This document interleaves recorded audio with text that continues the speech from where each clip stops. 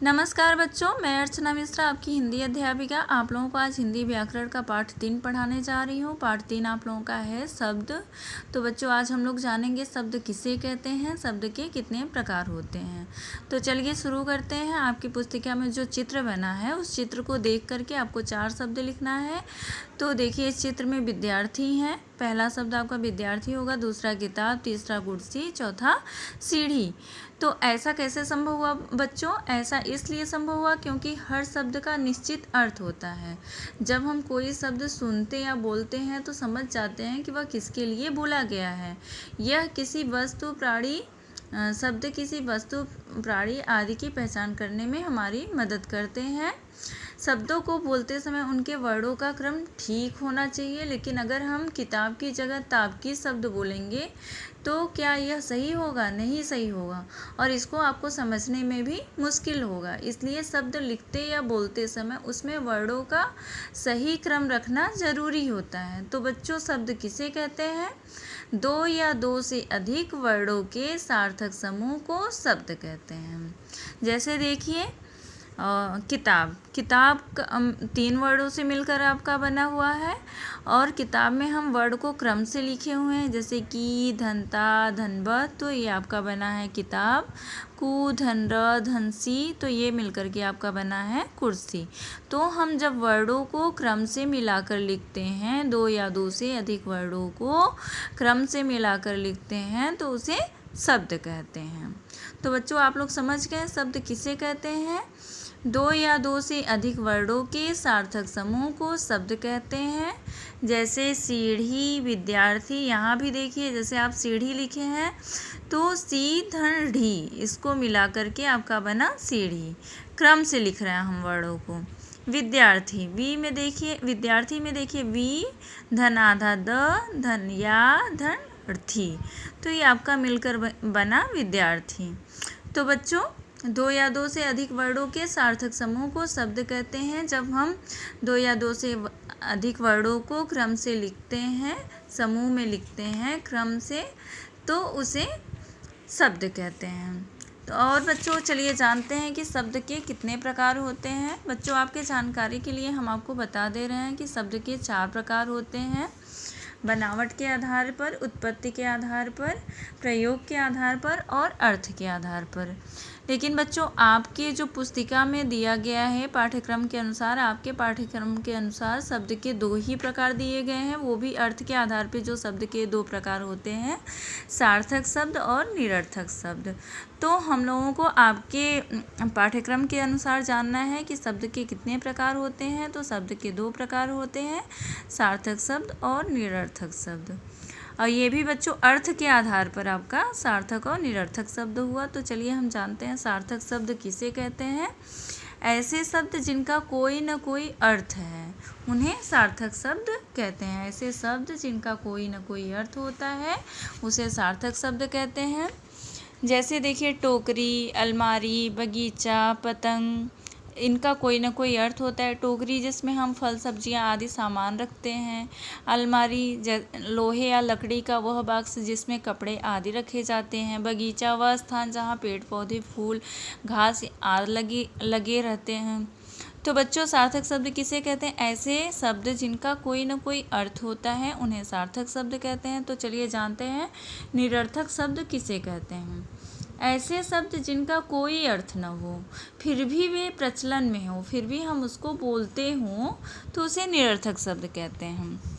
जैसे देखिए बच्चों आपके बुक में दिया गया है रिकटो, मारियल, इनका कोई अर्थ है? यहाँ पर इन शब्दों का कोई अर्थ नहीं है, इसलिए ये सभी निरर्थक शब्द हुए।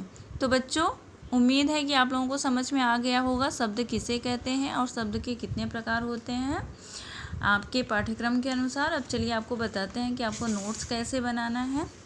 पाठ 3 आपका है शब्द।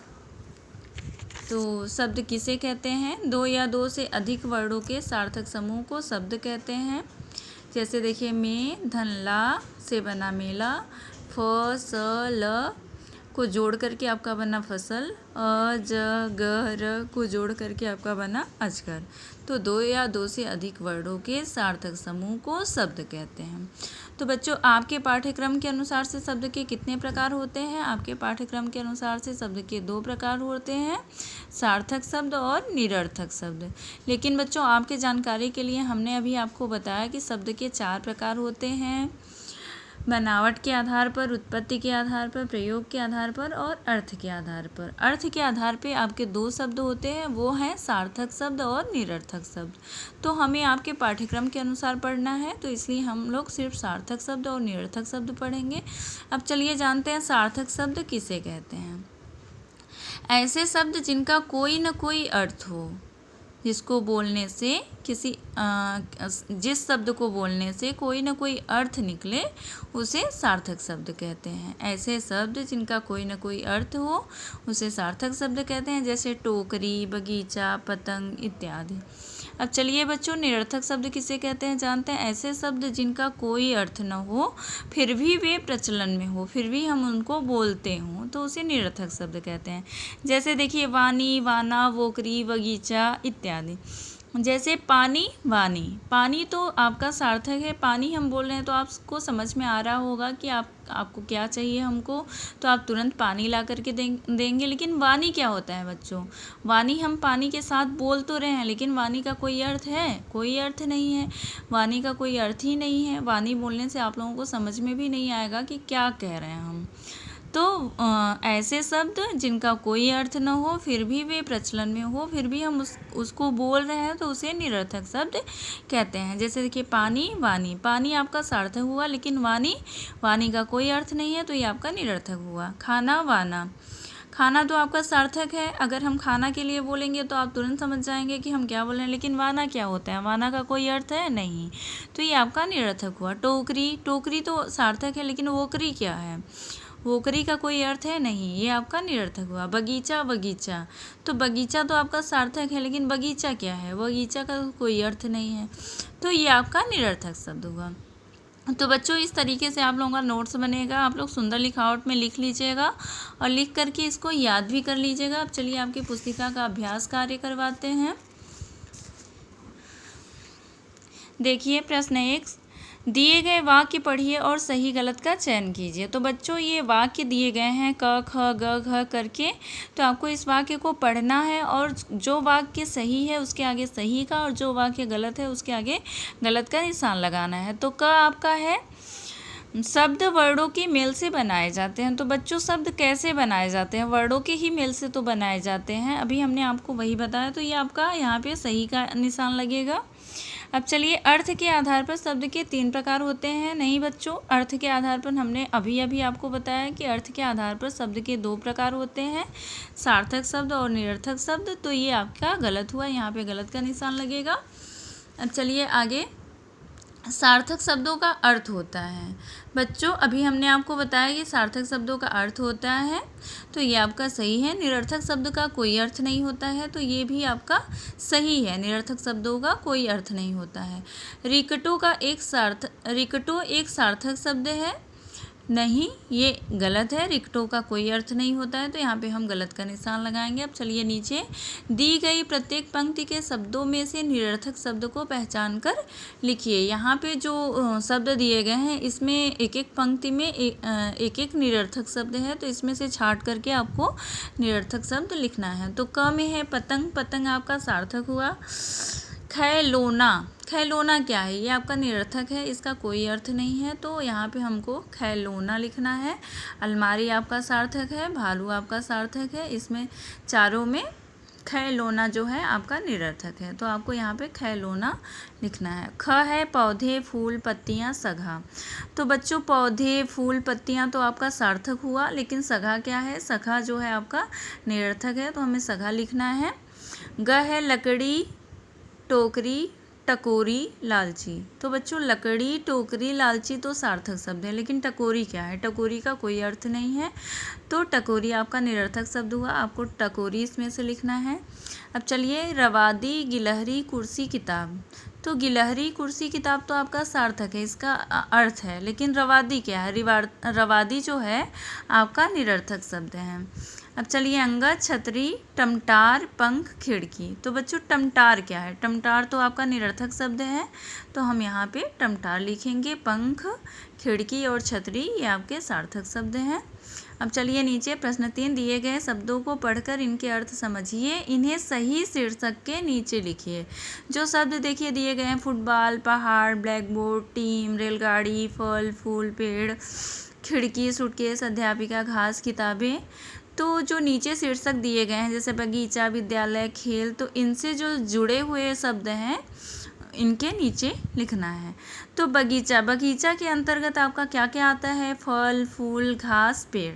तो हमें बगीचा के नीचे फल, फूल, घास, पेड़ लिखना है। विद्यालय, विद्यालय के अंतर्गत आप लोगों का आता है ब्लैक बोर्ड, अध्यापिका, किताबें। तो हमें विद्यालय के नीचे ब्लैक बोर्ड, अध्यापिका और किताबें लिखना है।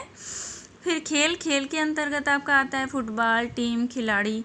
तो हमें खेल के नीचे ये लिखना है फुटबॉल, टीम और खिलाड़ी। यात्रा के अंतर्गत आपका आता है यात्रा में रेलगाड़ी, सूटकेस और पहाड़। तो बच्चों हम यात्रा के नीचे रेलगाड़ी, सूटकेस और पहाड़ लिखेंगे। अब चलिए देखते हैं दिए गए प्रश्नों के उत्तर लिखिए। शब्द कैसे बनते हैं? 2 या 2 से अधिक वर्डों के सार्थक मेल से शब्द बनते हैं। ख है, अर्थ के आधार पर शब्दों को कितने भागों में बांटा गया है? अर्थ के आधार पर शब्दों को 2 भागों में बांटा जाता है। ग है, सार्थक शब्द किसे कहते हैं? उदाहरण सहित लिखिए। ऐसे शब्द जिनका कोई न कोई अर्थ होता है उन्हें सार्थक शब्द कहते हैं, जैसे टोकरी, बगीचा इत्यादि। अब चलिए बच्चों नीचे दिए गए शब्दों में प्रत्येक शब्द से पहले शब्द अपने से पहले शब्द के अंतिम वर्ण से शुरू हो रहा है। इस शब्द श्रृंखला को आप आगे बढ़ाइए और देखिए कि आप कितने शब्द लिख सकते हैं। जैसे अंबर है तो अंबर का अंतिम वर्ण क्या है? र। तो र से फिर आगे वर्ण शब्द बना राजा। फिर ज है अंतिम वर्ण, तो ज से शब्द बना जाना। फिर न है अंतिम वर्ण, तो न से शब्द बना आपका नाम।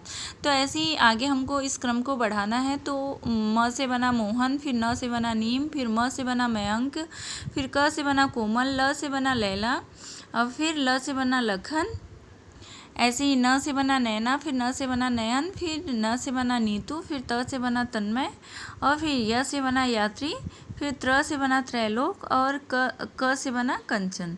तो बच्चों हर शब्द का अंतिम वर्ण हम उठाएं और उससे शब्द को ऐसे बनाए हैं। जैसे देखिए ये आपका म है अंतिम वर्ण, तो म से कौन सा शब्द बना? मोहन। फिर न है आपका अंतिम वर्ण, तो न से कौन सा शब्द बना? नीम। फिर म है आपका अंतिम वर्ण, तो म से कौन सा शब्द बना? मयंक। फिर क है आपका अंतिम वर्ण, तो क से कौन सा शब्द बना? कोमल। तो बच्चों उम्मीद है कि आप लोगों को सब अच्छे से समझ आ गया होगा समझ में। तो आप लोग ये अभ्यास कार्य भी कर लीजिएगा अच्छे से और नोट्स भी खूब सुंदर लिखावट में लिख लीजिएगा, लिख करके याद कर लीजिएगा। घर में रहिए, सुरक्षित रहिए एवं पढ़ते भी रहिए। धन्यवाद।